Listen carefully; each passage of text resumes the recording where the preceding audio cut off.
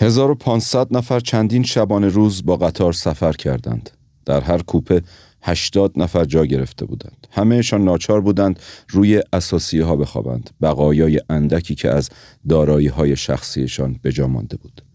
واگن ها چنان پر بودند که طلوع خاکستری روز را فقط از قسمت بالایی پنجره میشد دید.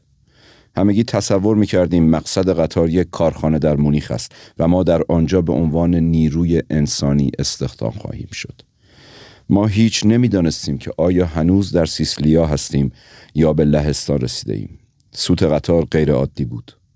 مثل فریاد درخواست کمکی بود که به خاطر این توده نگونبختی که به سوی تباهی هدایتشان می‌کرد سر می‌داد. بعد قطار از سرعتش کم کرد. واضح بود که به یک ایستگاه رسیده ایم. ناگهان صدای فریادی از صفوف مسافران مضطرب بلند شد که می گفت آنجا یک علامت است، آشویتس. آشویتس یک اردوگاه کار اجباری نازی ها بوده. به اردوگاه کار اجباری می بردند و معروفیت بیشترش به خاطر اتاق گاز و کوره های آدم سوزیش بوده. این 1500 نفر وقتی متوجه میشن به آشویتس میرسن و قرار نبوده که از یک کارخونه سر در بیارن و قرار بوده که به این سرنوشت دچار بشن، ترس و وحشت زیادی فرا میگیرتشون.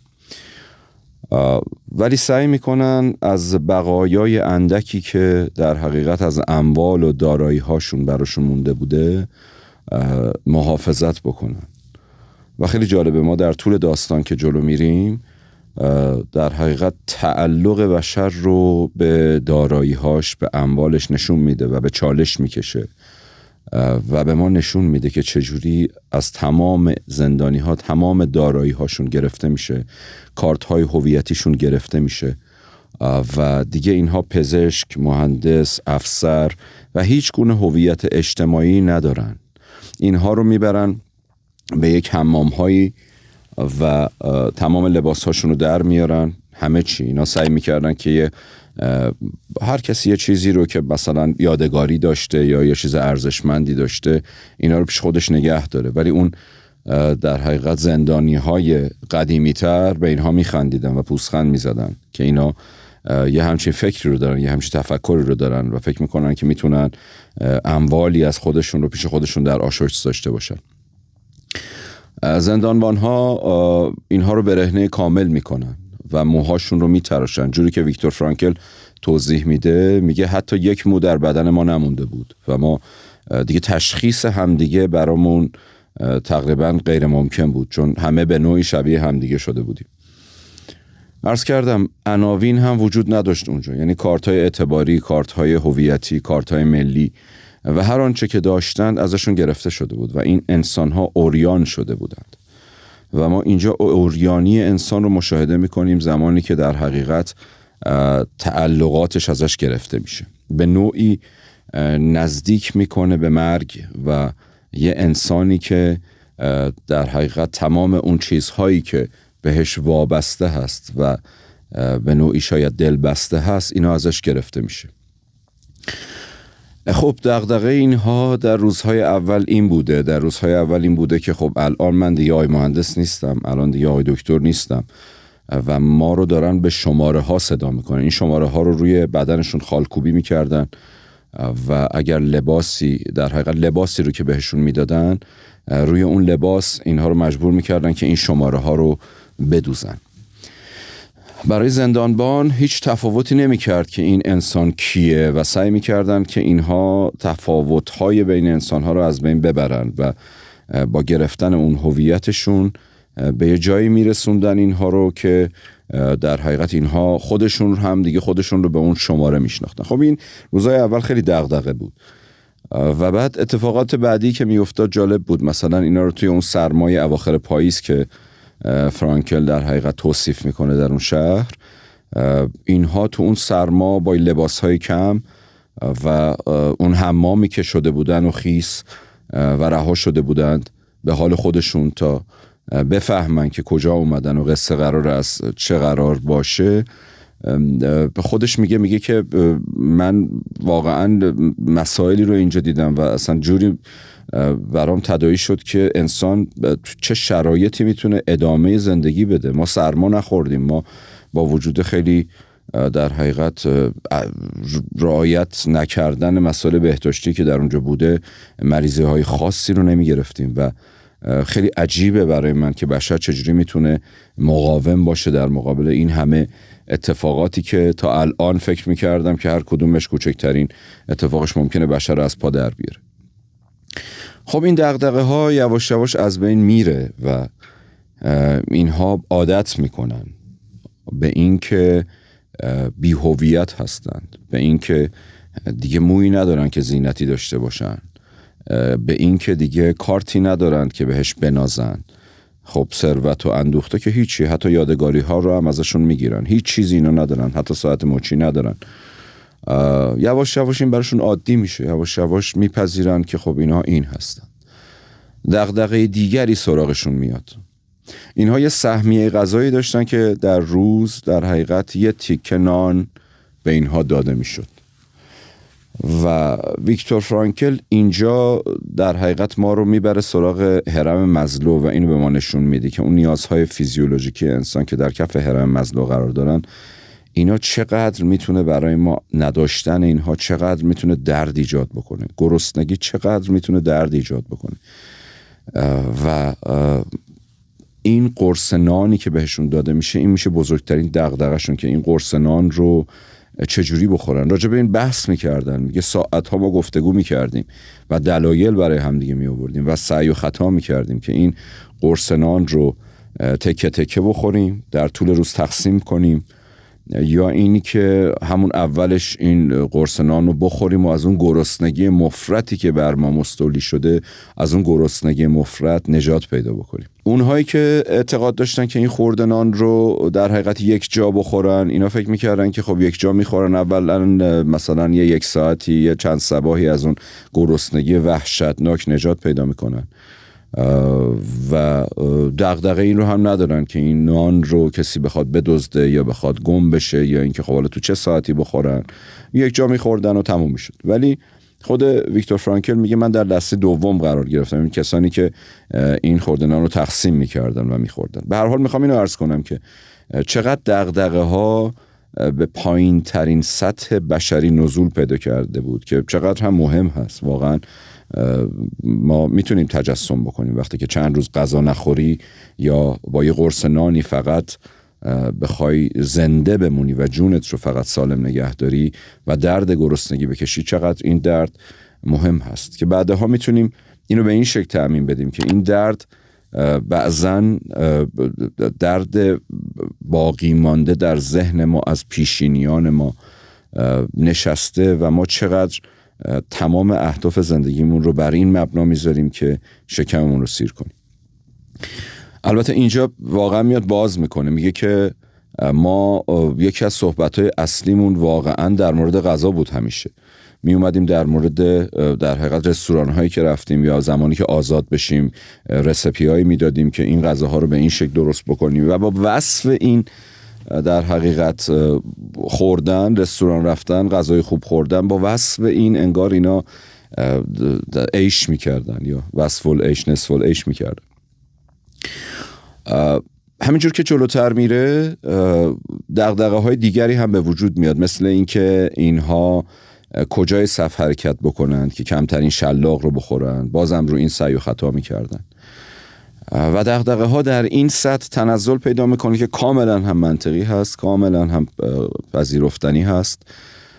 و این انسان رو به این نقطه میرسونه که میتونه انقدر تنزل پیدا بکنه زمانی که دیگه به هویتش فکر نمیکنه، زمانی که در حقیقت به آنچه که هست و آیندهش و تمام آینده اینها میشه این که آیا فردا به اتاق گاز میرن یا پس فردا میرن یا امروزشون رو چجوری بگذرونن. تمام دغدغه اینها میشه زنده ماندن. میگه فکر خودکشی به سر خیلی از ماها میرسید و ما خیلی وقتا فکر میکردیم که اگر به اون سیم خارداری که اونجا هست خودمون رو برسونیم و اونجا برق وصله، بلا فاصله میمیریم و تموم میشیم. ولی یه چیزایی ما رو نگه میداشت و یه چیزایی جلوگیری میکرد از این که ما خودکشی بکنیم. میاد معنای زندگی رو در قسمت‌های جلوتر کتاب معنای زندگی رو میاد باز میکنه، دغدغه ها رو از معنی زندگی جدا میکنه. یکی از دوستاش مطرح میکنه که فکر میکنه که الان همسرت داره چیکار میکنه. همسرت میدونه که تو اینجوری داری درد میکشی و میدونه که الان تو چه شرایطی هستی و برای در حقیقت زنده موندن چجوری داری تلاش میکنی. میگه اینو که به من گفت، من یه لحظه رفتم یه جای دیگه، رفتم به یه نقطه‌ای که آره من یه عشقی دارم، یه همسری دارم. انگار که این عشق برای من یک معنی به دنبال خودش داشت و اینکه دغدغه هام رفت کنار. چند ساعتی میگه من زمانی که ما میخواستیم برسیم به اون جایی که حالا وظیفه ایشون این بود که میرسید بیل و کلنگا رو برمی‌داشتن و اون چاله ای رو میکندن برای لوله های آبی که قرار بود که آلمانی ها اونجا بذارن. میگه اون چند ساعت تا اونجا برسیم فقط زمانی به خودم اومدم که از صف یه لحظه خارج شده بودم و یه شلاق در حقیقت نگهبان به تنم فرود اومد، ولی یک لحظه بود. 2 مرتبه برگشتم به اون حال، برگشتم به اونجا و به فکر همسرم. در نهایت دغدغه ها رو جدا میکنه از معنی و ما میتونیم به این فکر کنیم که فکر نان، فکر ثروت، فکر سیر شدن، فکر لذت بردن میتونه دغدغه های زندگی ما باشه که هست، ولی این هیچ وقت معنی رو برای زندگی ما به ارمغان نمیاره. دغدغه ها هستند و معنی چیز دیگری است. ویکتور فرانکل میگه تنها کسانی میتونستن این شرایط رو دوام بیارن که یه معنی برای خودشون در بیرون از زندان پیدا کرده بودن، یه معنی برای خودشون ساخته بودن، یه کسی انگار منتظرشون بود، یه شخصی رو داشتن که دوستشون داشت و این به نوعی یه معنی تو زندگی انسان آورده بود. فرانکل توصیف میکنه که در یک اتاق 1.80 در 2.80 9 نفر میخوابیدن. یعنی خوابیدن هم بسیار بسیار دشوار بود برای این زندانیا و کسانی بودن عادت داشتن که مثلا فقط باید رو بالش خودشون بخوابن، فقط تو تخت خودشون خوابشون میبره، ولی اصلا این خبرها نبود. بعد از اینکه چند روز گذشته بود صدای خور و پف در حقیقت همون شخص به آسمون میرفت، در حالتی که اینا به هم چسبیده بودن، در حالتی که اینا دمر خوابیده بودن، در حالتی که اینا چنباتمه زده بودن خوابیده بودن و در حقیقت انعطاف بشر رو نشون میده که بشر زمانی که تو سختی‌های وحشتناک قرار میگیره چقدر میتونه انعطاف داشته باشه، چقدر میتونه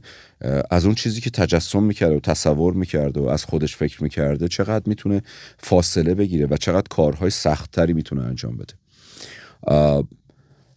کسانی بودن که وسواس بهداشتی داشتن و اینا مأمور میشدن که سرویس‌های بهداشتی رو تمیز بکنن و سرویس بهداشتی رو خودش توصیف میکنه، میگه هر چقدر که تمیز میکردیم انگار کثیفیش بیشتر به نظر میومد و اصلا چیز تمیزی برداری نبوده و داستان خیلی خیلی غم انگیز بوده، مخصوصا میگم برای کسانی که در ناز و نعمت بزرگ شده بودن. خب کسانی که آورده بودن توشون پزشکان متخصصی بودن، کسانی که در ناز و نعمت زندگی کرده بودن، در ثروت و مکنت زندگی کرده بودن، ولی الان اینجا با موی تراشیده، با لباسهای ژنده، با لباسهای متحدالشکل، با هویتی که وجود نداشت، با شماره هایی که صداشون میکردن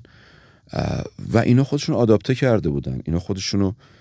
در حقیقت خو گرفته بودن به اون زندگی و تنها فکرشون این بود که کمتر کتک بخورن، تنها فکرشون این بود که تواناییشون رو از دست ندن، به خاطر اینکه اگر تواناییشون رو از دست میدادن گلچین میکردن سربازای آلمانی، نگهبانای آلمانی، کسی که میلنگید جدا میکردن از صف و فرداش میبردنش به اتاق گاز یا کوره آدم سوزی. اینها خیلی مجبور بودن خودشونو سرپا نگه دارن به خاطر اینکه واقعا زندگی شیرینه، یعنی با وجود تمام ناملایماتش، تمام گرفتاری هایی که در زندگی ما میبینیم، حتی زمانی که داری تلاش میکنی برای اینکه اون یک قرص نان رو چگونه تا شب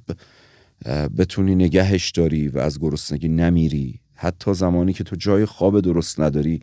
این زندگی شیرینه و این زندگی یه معنایی درش مستتر هست و یه جریانی در هر انسانی وجود داره که زندگی رو انگار بهش هدیه شده و این هدیه رو میخواد حفظ بکنه. ویکتور فرانکل بعد از اینکه در حقیقت با دوستش و همبندیش در مورد عشق صحبت میکنن و در مورد اینکه این عشق برای زنده میشه و انگار که از لای خاطرات تلخی که یا تجربیات تلخی که این زندان براش درست کرده و تمام فکرهایی که تمام وجودش رو گرفته در مورد دغدغه هایی که داره که چجوری سرما نخوره که نمیره، چجوری از قرص نانش استفاده بکنه، چجوری کمترین کتک رو بخوره، از لابلای این تجربیات مخوف انگار یه نوری میدرخشه و اون نور عشقی که همین دور و براست، یعنی عشقی که خیلی دور نیست، عشقی که عشق به همسرش هست و این میشه براش معنی زندگی. در قسمت دوم این کتاب ویکتور فرانکل میاد با باز کردن مفهوم اگزیستانسیالیست یا وجودگرایی در حقیقت معنای زندگی رو باز میکنه و به ما توضیح میده که چجوری تک تک این زندانی‌ها معنای مختلفی برای خودشون پیدا کردن که قطعاً مخرج مشترک همه اینا عشق بوده، ولی در حقیقت واژه‌های فلسفی، در تعاریف فلسفی و بسیار زیبا این کتاب رو برای ما تفسیر میکنه و این مفهوم اگزیستانسیالیست یا وجودگرایی رو برای ما باز میکنه که در حقیقت ویکتور فرانکل یکی از بنیانگذاران مفهوم اگزیستانسیالیست یا وجودگرایی هست که بر مبنای اون پس از اون مبحث دموکراسی مطرح شد و دنیای مدرن شکل گرفت. ما قطعاً تو بخش بعدی در مورد تفسیر این کتاب مفصل با هم گفتگو خواهیم کرد.